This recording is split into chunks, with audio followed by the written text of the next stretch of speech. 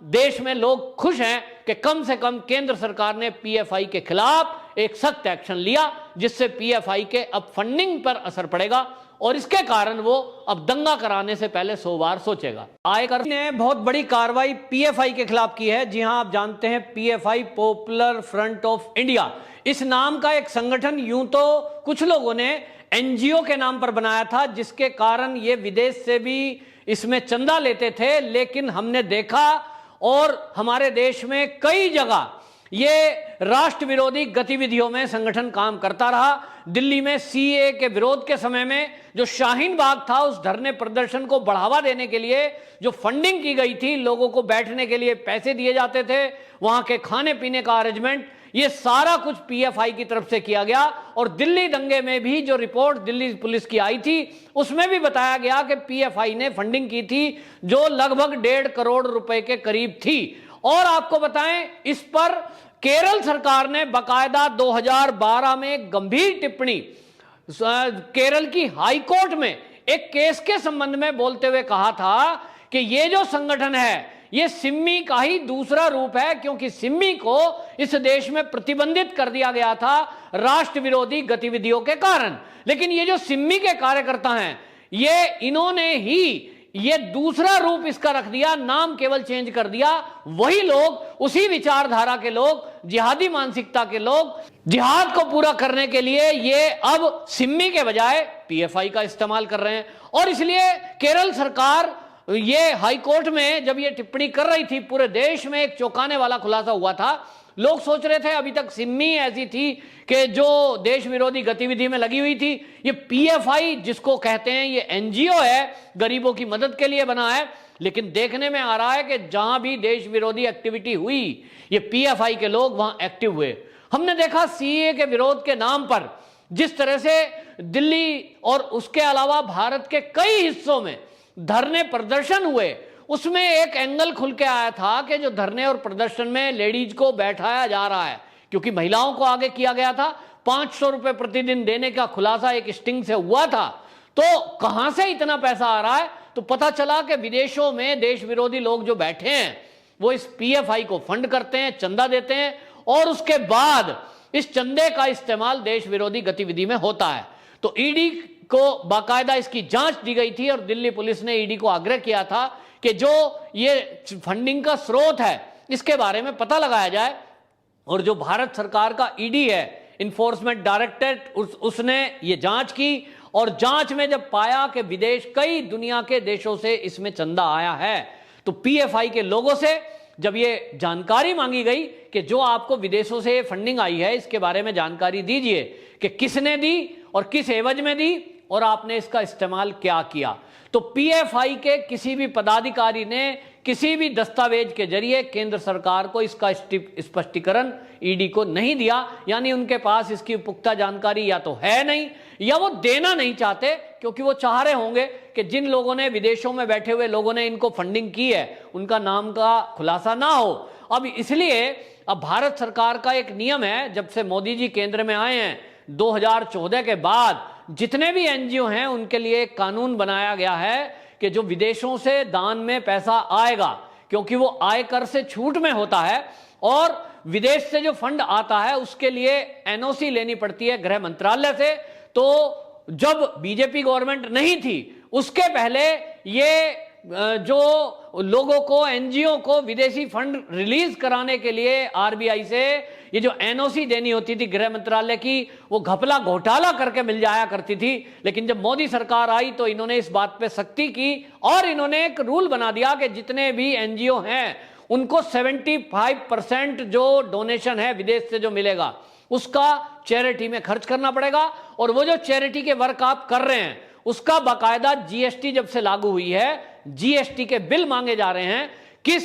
मद में आपने वो पैसा खर्च किया, किन लोगों की सेवा की, उसके भी डिटेल सरकार को जमा करने होते हैं। और पीएफआई इस सब में विफल रही, या उन्होंने यूं कहिए कि दिया नहीं, क्योंकि देगा भी कैसे, पीएफआई के पास दंगे कराने का कोई फंडिंग का कोई आधार नहीं है। वो कोई ये थोड़ी कह सकता है कि दिल्ली में दंगे हुए थे साहब, हमने एसिड फेंकने वालों को पैसे दिए थे, हमने बड़ी बड़ी गुलेल बनाने में वो पैसे खर्च किए थे, हमने ताहिर हुसैन को वो फंड दिया था कि लोगों को इकट्ठा करके लाए। और अब तो उत्तर प्रदेश की एटीएस ने जब से रोहिंग्याओं की गिरफ्तारी गाजियाबाद से की है, धरपकड़ तेज हुई है, खुलासा हुआ है कि दंगे में बाकायदा उत्तर प्रदेश पश्चिम बंगाल के कुछ एरिया से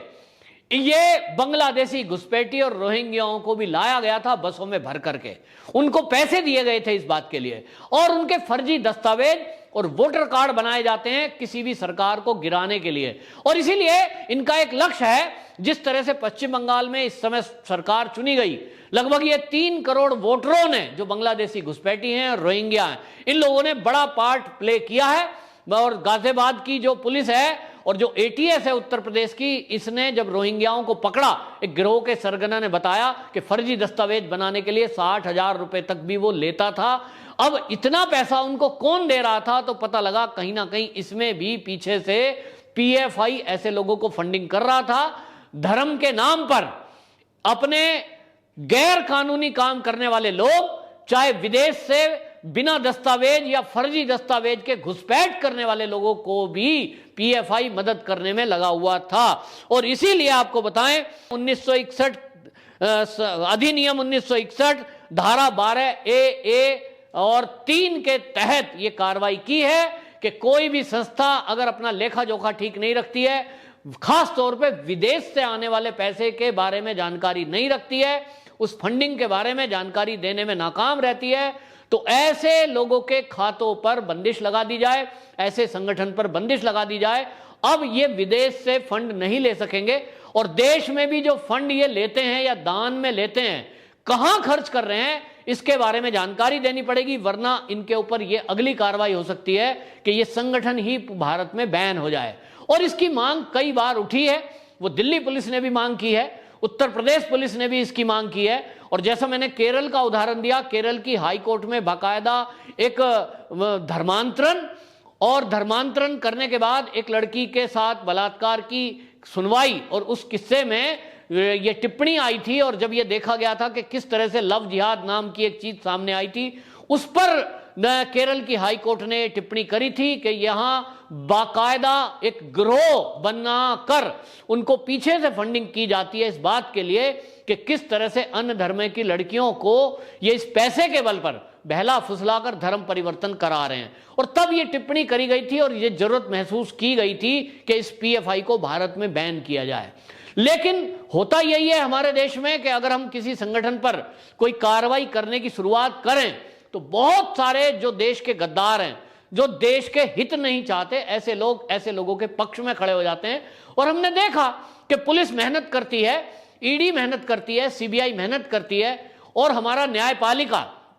कहता है सब सबूत नहीं है, गवाह नहीं है, और इसकी एवज में इनको जमानत मिल जाती है। अभी हमने हाल ही में देखा है कि दिल्ली हाईकोर्ट ने भी इसी तरह दिल्ली दंगों के लिए पिंजरा तोड़ के जो सदस्य हैं उनको जमानत दे दी। अब हालांकि वो न्यायपालिका का अधिकार क्षेत्र है, उन्होंने क्यों जमानत दी है, लेकिन ये पुलिस में जो काम करते हैं वो अधिकारी दबे मुंह इस बात को कहते हैं कि हम दिन रात जान जोखिम में डाल के जो मेहनत करते हैं, हम अपराधियों को पकड़ के लाते हैं, हम गवाह और सबूत भी जुटाते हैं, लेकिन हर चीज का गवाह और सबूत मिलना हर बार संभव नहीं है। लेकिन तथ्यों के आधार पर, फोरेंसिक लैब के रिपोर्ट के आधार पर कोर्ट फैसला लेना चाहिए कोर्ट को। लेकिन कई बार कानूनी पेचीदगियों के चक्कर में और हमारे कानून की ढीला ढवाली के कारण ऐसे अपराधी छूटने में सफल हो जाते हैं। दिल्ली दंगे के अपराधियों को गंभीर धाराओं में पकड़कर जेल में डाला गया था, ऐसे में उनको जमानत मिलना ये एक और हिंसा को बढ़ावा देने जैसा हो गया, क्योंकि लोगों को लगेगा जमानत तो हो ही जाती है, छूट तो जाते ही हैं। किसी इतने बड़े पैमाने पर हिंसा करने वाले, आईबी के एक अफसर की हत्या करने वाले और उस पूरी साजिश में शामिल होने वाले लोगों को ये कोई भी पुलिस का कानून अगर जेल की सलाखों के पीछे आजीवन नहीं डाल सकता, तो पुलिस कर्मियों के, सुरक्षा कर्मियों के, जांच कर्मियों के मनोबल पे असर पड़ता है। लेकिन अब केंद्र सरकार ने जिस तरह की सख्ती दिखाई है और इस तरह के संगठनों पे पाबंदी लगाने की शुरुआत की है, निश्चित रूप से ये पीएफआई को एक झटका है और अभी लोग मांग कर रहे हैं कि जब पीएफआई देश विरोधी गतिविधियों में इतनी जगह शामिल पाया गया है, तब ऐसे में इस संगठन को ही देश में बैन कर देना चाहिए। रही बात कोर्ट की, न्यायपालिका की, तो इसके लिए न्यायपालिका में हमारे कानून में भी बदलाव करना पड़ेगा, क्योंकि कानून में अभी तक एनजीओ के नाम पर, कोई भी धर्म के नाम पर, समाज सेवा के नाम पर पैसे जुटाता है, उसका खर्च कहां करता है, उल्टे सीधे बिल इकट्ठे करता है और फिर उसके आधार पर उसको सजा भी नहीं होती है। लेकिन मोदी सरकार ने पिछले दिनों 3000 इसी तरह के फर्जी एनजीओ, यानी जो चंदा ले रहे थे लोगों से, पैसे इकट्ठे कर रहे थे लेकिन सच में वो समाज सेवा नहीं कर रहे थे, और ऐसे 3000 संगठनों को बैन किया है। लेकिन वामपंथी दल, लिबरल, ये सब विरोध में खड़े हो गए और कांग्रेस यहां तक कहने लगी कि मोदी सरकार तो जो समाज सेवी हैं उनके ऊपर अत्याचार कर रही है। तो समाज सेवा की आड़ में देश विरोधी गतिविधि करने वाले इस तरह के लोग, इन संगठनों पर रोक लगाने की जरूरत है, इनको बैन करने की जरूरत है। खाते सीज करना एक झटका हो सकता है लेकिन इतने भर से काम चलने वाला नहीं है। फिर भी बहरहाल देश में लोग खुश हैं कि कम से कम केंद्र सरकार ने पीएफआई के खिलाफ एक सख्त एक्शन लिया, जिससे पीएफआई के अब फंडिंग पर असर पड़ेगा और इसके कारण वो अब दंगा कराने से पहले 100 बार सोचेगा।